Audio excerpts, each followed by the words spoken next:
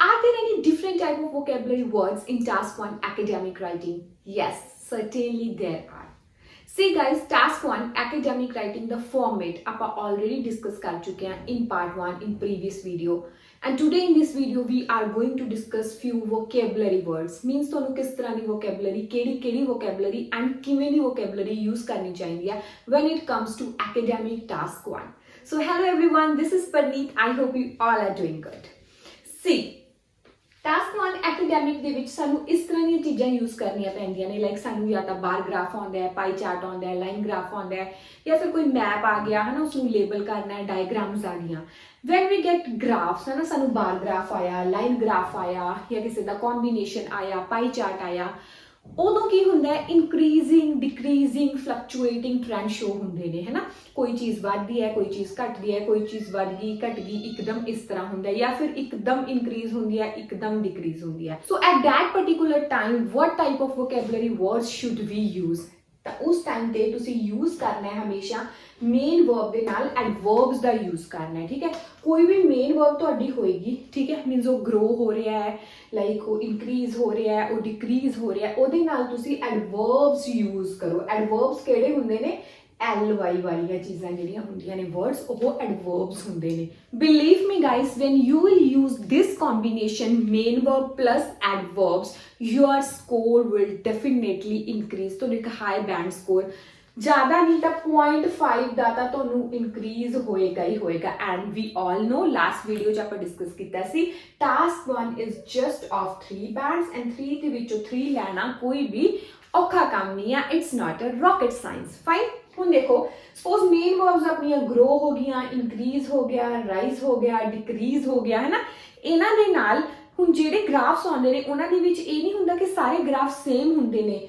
ਮੈਨੀ ਗ੍ਰਾਫਸ show little changes, ਕਈਆਂ ਦੇ ਵਿੱਚ ਮੋਡਰੇਟ ਚੇਂਜਿਸ ਆਉਂਦੇ ਨੇ, ਕਈਆਂ ਦੇ ਵਿੱਚ ਬਿਗ ਚੇਂਜ ਆਉਂਦੇ. ਸਪੋਜ਼ ਇੱਕਦਮ ਚੀਜ਼ ਡਿਕਰੀਜ਼ ਹੋ ਰਹੀ ਸੀ, ਫਿਰ ਇੱਕਦਮ ਉਹ ਇਨਕਰੀਜ਼ ਹੋ ਗਈ, ਜਾਂ ਇਨਕਰੀਜ਼ ਹੁੰਦੀ ਹੁੰਦੀ ਇੱਕਦਮ ਫਾਲ ਹੋ ਗਈ, ਡਿਕਰੀਜ਼ ਹੋ ਗਈ. ਉਸ ਟਾਈਮ ਤੇ ਆਪਾਂ ਨੂੰ ਕੀ ਕਰਨਾ ਚਾਹੀਦਾ ਹੈ, when there are little changes in the graphs, ਤੁਸੀਂ ਕਿਹੜੇ ਐਡਵਰਬਸ ਯੂਜ਼ ਕਰ ਸਕਦੇ ਹੋ. You could use slowly, slightly, gradually or moderately, ਹੈ ਨਾ.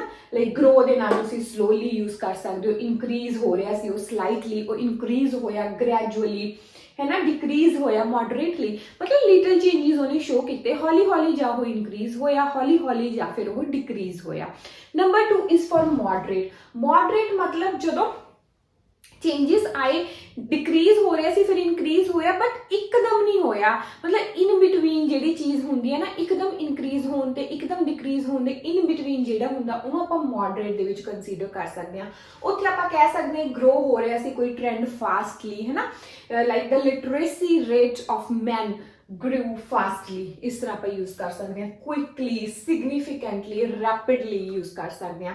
ਥਰਡ ਟਾਈਪ ਹੋ ਗਿਆ ਬਿਗ ਚੇਂਜ, ਜਦੋਂ ਇੱਕਦਮ ਚੇਂਜ ਹੋਇਆ, ਜਾਂ ਤਾਂ ਚੀਜ਼ ਇੱਕਦਮ ਇਨਕਰੀਜ਼ ਹੋ ਗਈ ਜਾਂ ਇੱਕਦਮ ਡਿਕਰੀਜ਼ ਹੋ ਗਈ. ਲਾਈਕ ਪਹਿਲਾਂ ਇਸ ਤਰ੍ਹਾਂ ਜਾ ਰਿਹਾ ਸੀ ਟ੍ਰੈਂਡ, ਠੀਕ ਹੈ, ਬਟ ਉਹ ਇੱਕਦਮ ਇੱਥੇ ਚਲਾ ਗਿਆ, ਕਲੀਅਰ, ਜਾਂ ਫਿਰ ਇੱਕਦਮ ਇੱਥੇ ਆ ਗਿਆ, ਫਾਲ ਕਰ ਗਿਆ, decrease. So in these conditions we could use dramatically or drastically, like it increased dramatically, ਇੱਕਦਮ, ਹੈ ਨਾ, it decreased drastically, ਇੱਕਦਮ ਗਿਰ ਗਿਆ, ਉਹ ਫਾਲ ਕਰ ਗਿਆ ਇੱਕਦਮ. it grow rapidly, ਜਿਵੇਂ ਆਪਾਂ ਯੂਜ਼ ਕੀਤਾ ਸੀ ਇੱਥੇ ਯੂਜ਼ ਕਰਾਂਗੇ it grow dramatically, it grow drastically. ਇਸ ਤਰ੍ਹਾਂ ਆਪਾਂ ਇਹ ਚੀਜ਼ਾਂ ਨੂੰ ਯੂਜ਼ ਕਰ ਸਕਦੇ ਹਾਂ. ਸੋ ਬਿਲੀਵ ਮੀ ਗਾਈਸ, ਹਮੇਸ਼ਾ ਮੇਨ ਵਰਬ ਦੇ ਨਾਲ ਐਡਵਰਬਸ ਨੂੰ ਯੂਜ਼ ਕਰੋ, ਠੀਕ ਹੈ. ਐਂਡ ਇਹਨਾਂ ਦਾ ਜਿਹੜਾ ਚੋਇਸ ਆਫ ਐਡਵਰਬਸ ਹੈ ਉਹਨਾਂ ਨੂੰ ਬਹੁਤ ਸਿਗਨੀਫੀਕੈਂਟਲੀ ਤੁਸੀਂ ਚੂਜ਼ ਕਰ ਸਕਦੇ ਹੋ. ਤੁਹਾਨੂੰ ਪਤਾ ਹੋਣਾ ਚਾਹੀਦਾ ਇੱਥੇ ਲਿਟਲ ਚੇਂਜ ਹੋਇਆ, ਇੱਥੇ ਮੋਡਰੇਟ ਹੋਇਆ, ਇੱਥੇ ਬਿਗ ਚੇਂਜ ਹੋਇਆ. ਜਦੋਂ ਤੁਸੀਂ ਇੱਥੋਂ ਇੱਥੇ ਐਕਸਪਲੇਨ ਕਰਨਾ ਤਾਂ ਇੱਥੇ ਤੁਸੀਂ ਗ੍ਰੈਜੂਅਲੀ ਨਹੀਂ ਕਹਿ ਸਕਦੇ, ਹੈ ਨਾ, ਫਿਰ ਉਹ ਗਲਤ ਹੋ ਜਾਏਗਾ. ਇੱਥੇ ਤੁਸੀਂ ਡਰਾਮੈਟਿਕਲੀ ਜਾਂ ਡਰੈਸਟਿਕਲੀ ਹੀ ਯੂਜ਼ ਕਰ ਸਕਦੇ ਹੋ. Fine. So these are little things, however these matter a lot when it comes to decide your band score. ਜਦੋਂ ਡਿਸਾਈਡ ਕਰਦੇ ਆ ਐਗਜ਼ਾਮੀਨਰਸ ਤੁਹਾਡਾ ਬੈਂਡ ਸਕੋਰ, ਇਹ ਚੀਜ਼ਾਂ ਬਹੁਤ ਨੋਟਿਸ ਕੀਤੀਆਂ ਜਾਂਦੀਆਂ ਨੇ. ਐਂਡ ਅਗਰ ਤੁਸੀਂ ਲੈਕ ਕਰਦੇ ਹੋ, ਤੁਹਾਡਾ ਪ੍ਰੋਪਰ ਸਕੋਰ ਨਹੀਂ ਆਉਂਦਾ, ਹੋ ਸਕਦਾ ਤੁਹਾਡਾ ਡਿਜ਼ਾਇਰਡ ਬੈਂਡ ਸਕੋਰ 7 ਹੈ ਬਟ ਤੁਸੀਂ 6.5 ਤੇ ਹੀ ਸਟਕ ਕਰੀ ਜਾ ਰਹੇ ਹੋ. ਹਮੇਸ਼ਾ ਇਹ ਜ਼ਰੂਰੀ ਨਹੀਂ ਹੈ ਕਿ ਕਮੀਆਂ ਤੁਹਾਡੇ ਟਾਸਕ 2 ਦੇ ਵਿੱਚ ਹੁੰਦੀਆਂ ਨੇ, ਇਹ ਵੀ ਹੋ ਸਕਦਾ ਕਿ ਟਾਸਕ 1 ਦੇ ਵਿੱਚ ਵੀ ਕਿਤੇ ਨਾ ਕਿਤੇ ਤੁਸੀਂ ਲੈਕ ਕਰ ਰਹੇ ਹੋ and there are lot of chances ਕਿ ਇਹਨਾਂ ਚੀਜ਼ਾਂ ਕਰਕੇ ਤੁਸੀਂ ਲੈਕ ਕਰ ਰਹੇ ਹੋ। ਨਾਓ ਇਹ ਤਾਂ ਹੋ ਗਿਆ ਬਾਰ ਗ੍ਰਾਫ ਜਦੋਂ ਆਉਂਦੇ ਲਾਈਨ ਗ੍ਰਾਫ ਆਉਂਦੇ, ਬਟ ਇਸ ਤੋਂ ਬਿਨਾਂ ਸਪੋਜ਼ ਸਾਨੂੰ ਮੈਪਸ ਆ ਗਏ, ਡਾਇਗਰਾਮਸ ਆ ਗਏ ਜਾਂ ਫਲੋ ਚਾਰਟ ਆ ਗਿਆ, ਉਦੋਂ ਕਿਸ ਤਰ੍ਹਾਂ ਦੀ ਵੋਕੈਬਲਰੀ ਤੁਸੀਂ ਯੂਜ਼ ਕਰੋ। ਇਵਨ ਗ੍ਰੀਨ ਏਰੀਆਜ਼ ਆ ਜਾਂਦੇ ਨੇ, ਸਪੋਜ਼ ਲੈਟਸ ਸੇ ਇਨ 1960 ਦਾ ਆਪਣੇ ਕੋਲ ਇੱਕ ਮੈਪ ਆਇਆ ਜਾਂ ਡਾਇਗਰਾਮ ਆਈ ਹੈ ਨਾ, ਫਿਰ 2000 ਦੀ ਆ ਗਈ।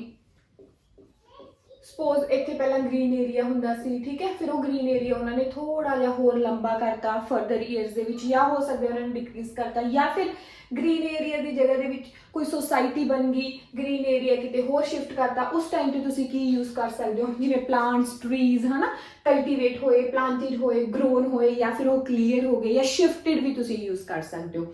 Then for the buildings, suppose ਇੱਥੇ ਬਿਲਡਿੰਗ ਸੀ, ਪਹਿਲਾਂ ਕੋਈ ਸਕੂਲ ਸੀਗਾ, ਹੈ ਨਾ, ਕੋਈ ਕਮਿਊਨਿਟੀ ਸੈਂਟਰ ਸੀ, ਫਿਰ ਹਾਈ ਰਾਈਜ਼ ਬਿਲਡਿੰਗਸ ਬਣ ਗਏ ਇਨ ਦ ਕਮਿੰਗ ਈਅਰਸ, ਤਾਂ ਉਦੋਂ ਤੁਸੀਂ ਯੂਜ਼ ਕਰ ਸਕਦੇ ਹੋ। ਬਿਲਡਿੰਗਸ ਨੂੰ ਜਾਂ ਤਾਂ ਡੈਮੋਲਿਸ਼ ਕੀਤਾ ਜਾਂਦਾ, ਮੀਨਸ ਤੋੜ ਦਿੱਤਾ ਜਾਂਦਾ, ਹੈ ਨਾ, ਤੋੜਤਾ ਉਸਨੂੰ ਜਾਂ ਡਿਸਟਰੋਏ ਕਰਤਾ। ਕੰਸਟਰਕਟ ਨਿਊ ਬਿਲਡਿੰਗਸ ਜੇ ਕੰਸਟਰਕਟ ਕੀਤੀਆਂ ਗਈਆਂ, ਬਣਾਈਆਂ ਗਈਆਂ, ਏਰੀਏ ਨੂੰ ਡਿਵੈਲਪ ਕੀਤਾ ਗਿਆ, ਰਿਪਲੇਸ ਕਰ ਦਿੱਤਾ ਗਿਆ ਸਮਾਲ ਬਿਲਡਿੰਗਸ ਨੂੰ ਹਾਈ ਰਾਈਜ਼ ਦੇ ਨਾਲ, ਅਪਾਰਟਮੈਂਟਸ ਨੂੰ, ਜਾਂ ਫਿਰ ਰੈਨੋਵੇਟ ਕੀਤਾ ਗਿਆ, ਮੀਨਸ ਪਹਿਲਾਂ ਐਗਜ਼ਿਸਟ ਕਰਦੀਆਂ ਸੀ ਉਹਨਾਂ ਦੇ ਵਿੱਚ ਕੁਝ ਚੇਂਜਸ ਕੀਤੇ ਗਏ, ਰੈਨੋਵੇਟ ਕੀਤਾ ਗਿਆ। ਔਰ ਕੋਈ ਬ੍ਰਿਜਿਸ ਆਏ, ਰੇਲਵੇ ਲਾਈਨਸ ਆਈਆਂ ਜਾਂ ਰੋਡ, ਉਦੋਂ ਯੂਜ਼ ਕਰ ਸਕਦੇ ਆਪਾਂ ਬਿਲਡ ਕੀਤਾ ਗਿਆ, ਡਿਵੈਲਪ ਕੀਤਾ ਗਿਆ, ਜਾਂ ਉਹਨਾਂ ਨੂੰ ਕੰਸਟਰਕਟ ਕੀਤਾ ਗਿਆ।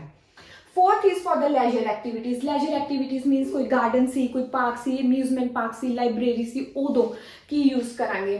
You could use setup, build and develop. Fine. So these are the words, इन्हां नूं तुसीं यूज़ कर सकते हो। मैप आया, डायग्राम आई, उन्होंने लेबल करन दे टाइम, ठीक है। सो अज तुसीं सिक्खिया किस तरह की वोकैबलरी आपां यूज़ करदे हां when there is any graph like bar, line, pie chart आया, या फिर तुहानूं कोई डायग्राम आई, मैप आया, process chart आया। Now very important thing here to note is guys, suppose तुहानूं कोई भी मैप आई या डायग्राम आया, पहला 1960 दा आया है ना, तुसीं उसनूं एक्सप्लेन कीता, ठीक है, फिर वो आ गया 2010 दा आ गया, तुसीं उसनूं एक्सप्लेन कीता, एंड देन वो आ गया 2025 दा, मीनस फ्यूचर दा जिहड़ा हाले तक नहीं है, ठीक है। इस दे विच प्रेजेंट दा भी आ सकदा है, सपोज 2022 दा भी आ गया, ठीक है।